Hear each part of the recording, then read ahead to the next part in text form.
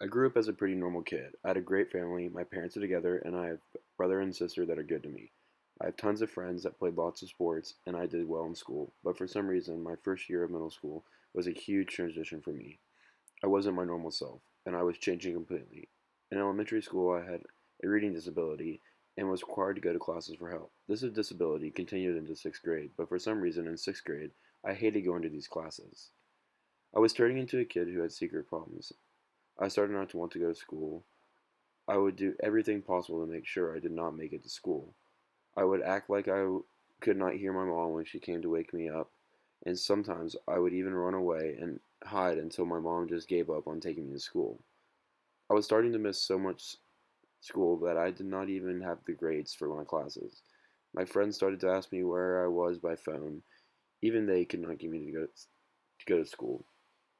If my mom did get me to go to school, then I would just fake sick and make my mom come get me. If she would not come get me, then I would cry in this school clinic until she did. My mom took me to see a couple therapists, but no one could get me to go to school. One morning, I decided to pull out a knife, and I told my mom I was going to cut myself if she made me go to school. I would never actually do that, but my mom decided to take me to the doctor instead of school that morning.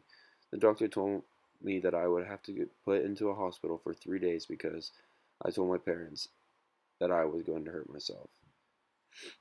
This was the worst thing ever.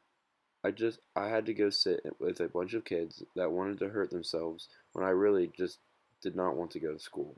At points I did not even care about what the classes anymore. I just wanted to be home all the time. It was like my family had been taken away from me and I wanted to be with them all the time. I learned a lot about myself through this whole process. This was a time in my life that I could not find myself as a person, and it's something that I will never forget as long as I live. This story about my life is a life changing event that made me a better person in the long run. Sometimes things like this happen, and when they're all over with them, we will turn out as a positive effect in our lives.